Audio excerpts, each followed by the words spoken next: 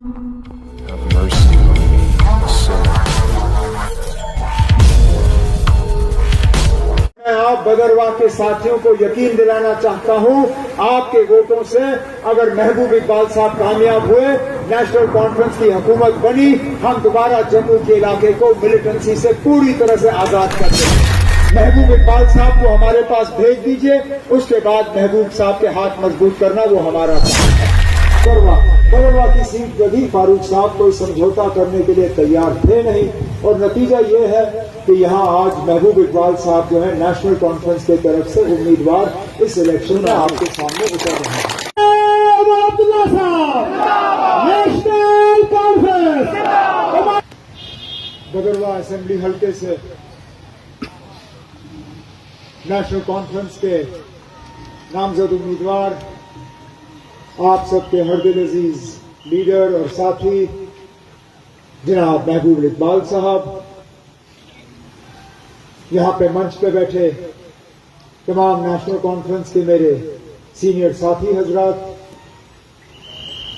National conference के यहां आए हुए तमाम अहदेदारान, वर्कर, भाइयों बहनों, बुजुर्गों, नौजवान साथियों, आप सबको मेरे तरफ से अस्सलाम वालेकुम, आदाब, नमस्कार।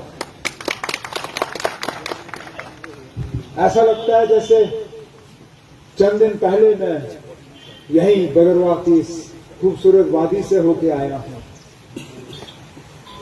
दरअसल वो इलेक्शन अलग था, ये इलेक्शन अलग है। उस वक्त पार्लियामेंट का मेंबर भेजना था, इस वक्त असेंबली का मेंबर चुनना है। पार्लियामेंट के इलेक्शन तो लगातार हर 5 साल हमें मिलते रहे। असेंबली का इलेक्शन जो है हमें 10 साल इंतजार करना पड़ा कि कब हमें दोबारा अपना एमएलए चुनने का मौका हासिल होगा। पिछली बार जब मैं यहां आया, बदरवा में हमने जलसा नहीं किया। बदरवा से इकबाल साहब का, महबूब इकबाल साहब के साथ रोड शो करते करते जगह जगह तकरीरें हुई। उस इलेक्शन और इस इलेक्शन में खास फर्क ये है कि उस वक्त जब आप पोलिंग बूथ के अंदर गए और आपने मशीन की तरफ देखा तो आपको कई सारे निशान नजर आए होंगे मशीन पे, लेकिन आपको अपना हल का निशान जो है उस वक्त मशीन पे नजर नहीं आया है। और मेरे वर्करों को हमेशा ये गिला रहता है, जब कभी इलेक्शन होता है और वहां पे हल का निशान नजर नहीं आता, वो कहते हैं ना यहां आप तंजीम को कमजोर कर रहे हो। तो इस बार फिर जब असेंबली का इलेक्शन हुआ और कांग्रेस के साथ हमारी बातचीत शुरू हुई, फारूक साहब ने कांग्रेस के हमारे दोस्तों को बहुत समझाने की कोशिश की ना कि बार बार हम एक सीट छोड़ नहीं सकते, आप हमसे सीटें और मांगिए, हमें देने में एतराज नहीं करेंगे, लेकिन एक ही सीट को अगर बार बार आप हर इलेक्शन में हमसे छुड़वाने की बात करो तो हमारा वर्कर जो है वो मायूस हो जाता है, हमारा काडर कमजोर हो जाता है, हमारी पार्टी जो है बिखर जाती है। हमने बहुत कोशिश की अपने साथियों को मनवाने की कि जब बदरवा की सीट इस बार वो हमारे लिए छोड़ दें। नहीं माना उन्होंने, नहीं माना, वो भी अपनी जगह अड़े रहे। फारूक साहब ने भी फिर कोई कसर बाकी नहीं रखी, 2 बार उठ के मीटिंग से चले गए। 2 सीटों पे उन्होंने जो है वो तस्लीम करने के लिए तैयार नहीं थे।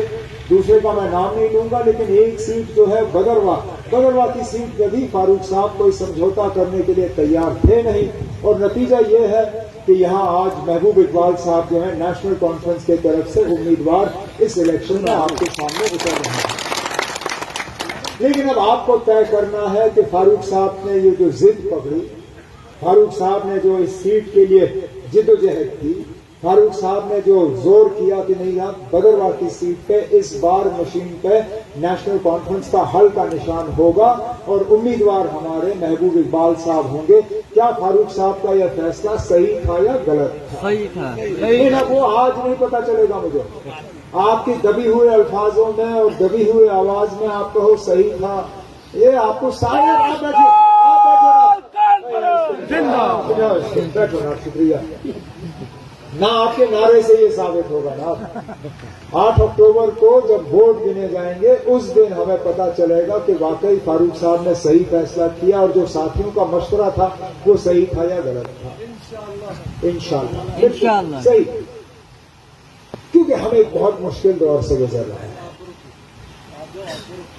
जम्मू कश्मीर के हालात आपके सामने हैं। पिछले 10 साल की तबाही और बर्बादी, उससे हम अभी तक निकल नहीं आए। बीजेपी वाले जब बात करते हैं, अक्सर बेशतर और बाकी रियासतों में जब वो प्रचार करते हैं, जब हुकूमत बनाने की बात करते हैं, तो आपने अक्सर सुना होगा डबल इंजन सरकार की बात करते हैं। जब टीवी पे होता है, जब रेडियो पे होता है, तो कहते हैं डबल इंजन को वोट दो और डबल तरक्की होगी। मैं तो उनसे पूछता हूं ना, यहां तो जम्मू कश्मीर में अब हमें 10 साल हो गए आपके डबल इंजन को देखते हुए। किसी ना किसी रूप में आपने डबल इंजन यहां लगाया ही था।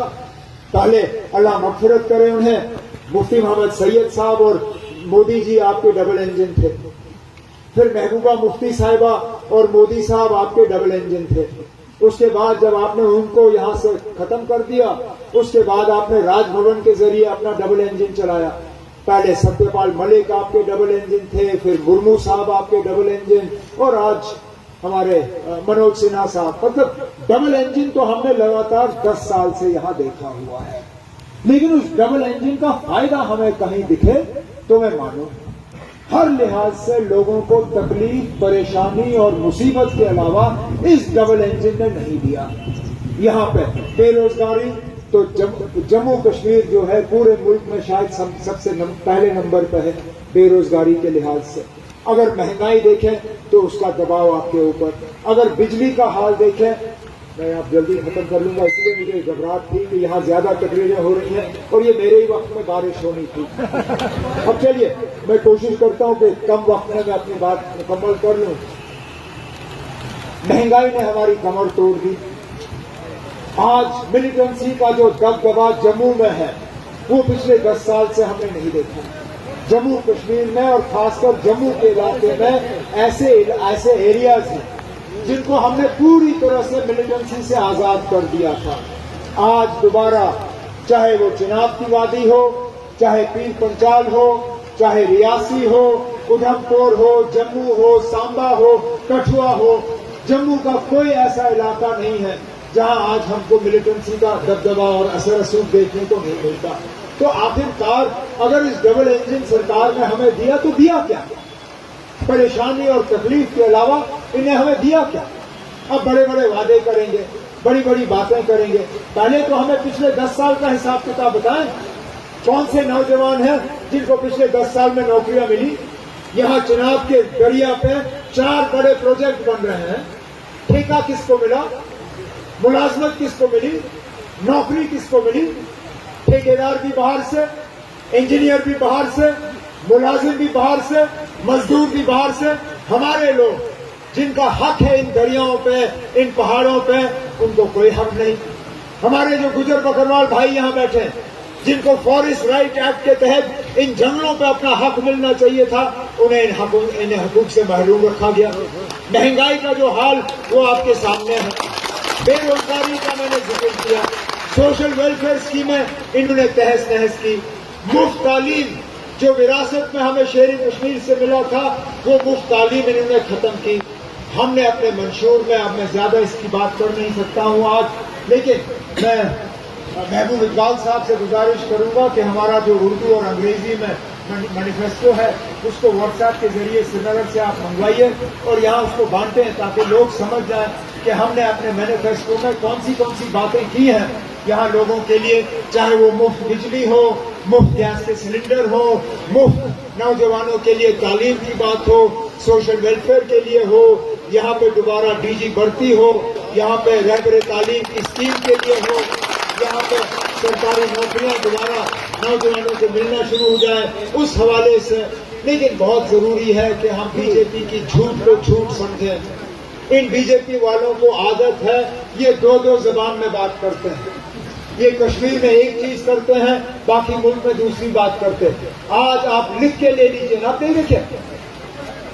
ये मेरे खिलाफ जिसने बारामूला से इलेक्शन लड़ा था, आज जेल से छूट के आ रहा है सिर्फ 20 दिन के लिए यहाँ कैंपेन करने के लिए। इससे पहले जब पार्लियामेंट का इलेक्शन था, आपको याद होगा, अरविंद केजरीवाल भी इसी तरह अदालत से छूट के निकला था।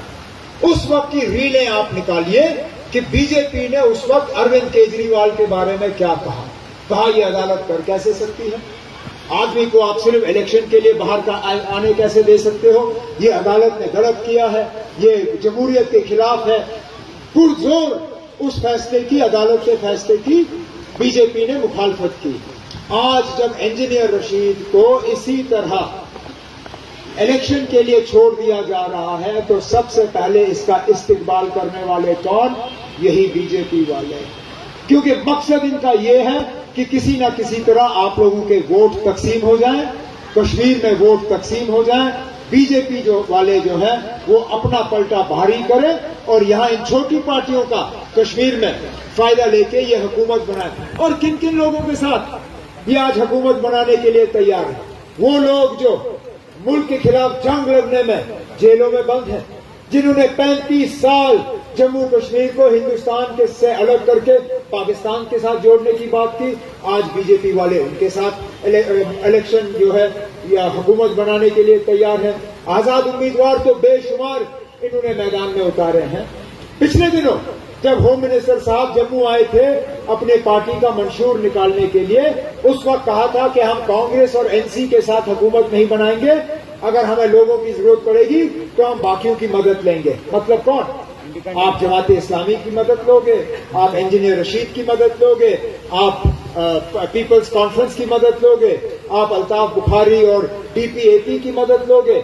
मतलब ये कि ये तमाम छोटी पार्टियां जो हैं, इनको मैदान में सिर्फ और सिर्फ बीजेपी की मदद करने के लिए रखा हुआ है। और वो बीजेपी जिसने जम्मू कश्मीर में 10 साल में तबाही और बर्बादी के अलावा कुछ नहीं दिया। आज एक नया शोषा, आज बंदूकें बांटी जा रही हैं, आज बीजेपी के वर्करों को बंदूकें दी जा रही हैं।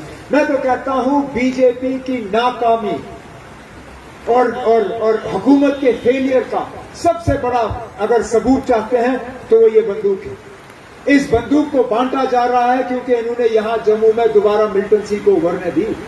इस बंदूक को बांटा जा रहा है क्योंकि जम्मू में इन्होंने दोबारा हालात खराब किए। इस बंदूक को बांटा जा रहा है क्योंकि यहां पे लोग दोबारा मिलिटेंसी के वजह से परेशान हैं। और इन इलाकों को याद करिए, 2014 तक हमारी हुकूमत थी, हमने इन इलाकों को मिलिटेंसी से आजाद कर दिया था। तो ये बीजेपी का जो नारा है कि जम्मू को बचाना है, एक बार बटन दबाना है, ये झूठ है। इन्होंने जम्मू को तबाह किया है, इन्होंने जम्मू में दोबारा मिलिटेंसी कायम की है। और मैं आप बदरवाह के साथियों को यकीन दिलाना चाहता हूं, आपके वोटों से अगर महबूब इकबाल साहब कामयाब हुए, नेशनल कॉन्फ्रेंस की हुकूमत बनी, हम दोबारा जम्मू के इलाके को मिलिटेंसी से पूरी तरह से आजाद कर देंगे। लेकिन आप लोगों को 18 सितंबर को सही फैसला करना होगा। आप एमएलए चुनिए, महबूब इकबाल साहब को हमारे पास भेज दीजिए, उसके बाद महबूब साहब के हाथ मजबूत करना वो हमारा काम है।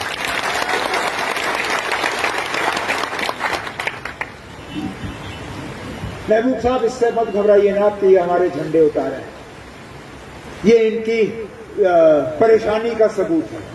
ये डरे हुए हैं, ये घबराए हुए हैं कि आप इलेक्शन जीतने जा रहे हो। इनको लगता है कि अगर एक दो घरों से ये झंडे उठाएंगे तो हमारे दिल से नेशनल कॉन्फ्रेंस जो है ये निकाल पाएंगे। कोई घबराने की जरूरत नहीं है।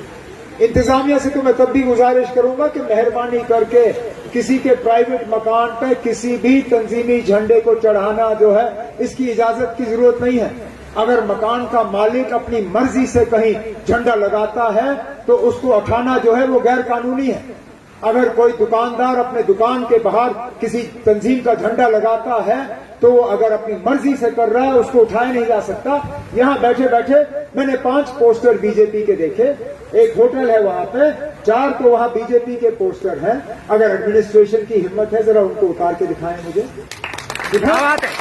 नहीं करेंगे, क्योंकि एडमिनिस्ट्रेशन भी आज कहीं ना कहीं बीजेपी की मदद कर रही है, क्योंकि लोग बीजेपी की मदद नहीं कर रहे हैं।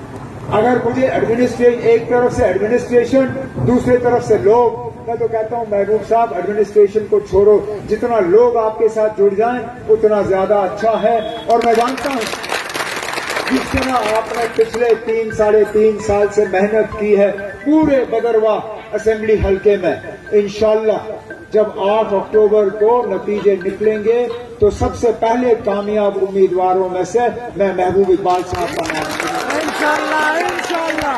तो इस उम्मीद के साथ कि इसके बाद जब मैं दोबारा बदरवाह वापस आऊंगा तो मेरे साथ एमएलए के कैंडिडेट नहीं बल्कि बदरवाह के एमएलए महबूब इकबाल साहब खड़े होंगे और उसके बाद मैंने और महबूब साहब ने क्या करना है, महबूब साहब आपकी किस सूरत में और किस रूप में आपकी खिदमत करेंगे वो इंशाल्लाह हम 8 अक्टूबर के बाद बात करेंगे। लेकिन आज सिर्फ ये गुजारिश करते हुए कि 5 दिन रह गए हैं यहाँ अब इलेक्शन को, 18 तारीख को आपने वोट डालने हैं, मेहरबानी करके बातें आप तमाम घरों तक पहुंचाइए, उनको मुतमईन करिए, उनको तैयार करिए कि इस बार हल्का बटन दबा के जम्मू कश्मीर के खिलाफ जो साजिशें हुई हैं, जो धोखा हमें दिया है, उस सब चीज का हमें हिसाब किताब बराबर करना है, अपने उम्मीदवार को कामयाब करके। इन्हीं अल्फाजों के साथ मैं आपसे इजाजत चाहता हूं। जय हिंद, जय जम्मू कश्मीर।